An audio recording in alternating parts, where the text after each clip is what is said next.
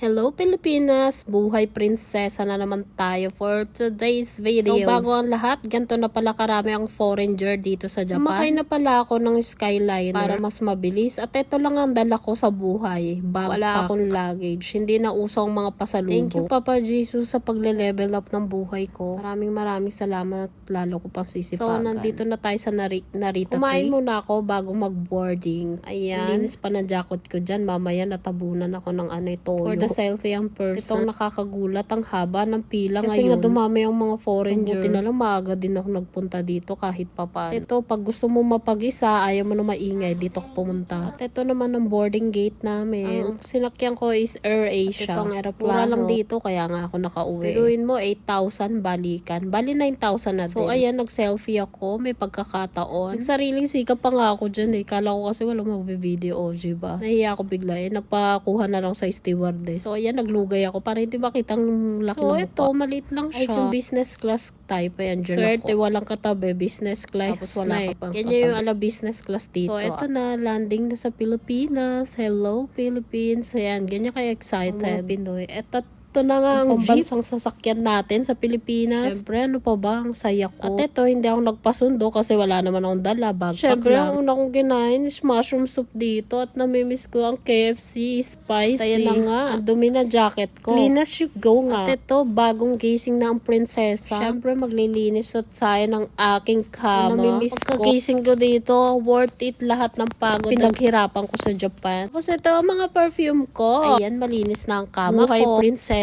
talaga. Siyempre, nagwawalis tayo. Nilinis ko ang ng kapitbahay. At ito na nga, na-miss na ako ng mga anak ko. Siyempre, sila pa ba? Todo halik yung mga anak ko na yan. Lalo na napaka-sweet yan.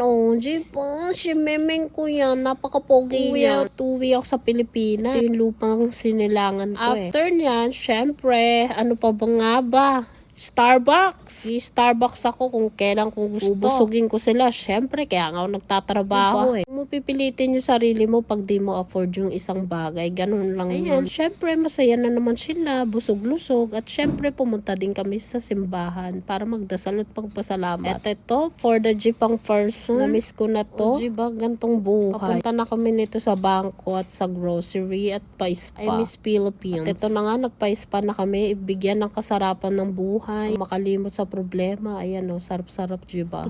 Natutok yung flash May kasama kaming bata for the higa lang siya. At syempre, ito na, Italianos. Na-mesh nila yan. Si Lolo, diba? Sandok agad. Sarap yung pesto pasta dito Kain tayo mga Dora. Busugin nyo yung pamilya nyo Memories namin to mga Dora, kaya binablog ko to. Pasensya na kayo. Ito nga pala yung roasted chicken. Sarap. Miss namin yarn. Kain tayo ulit.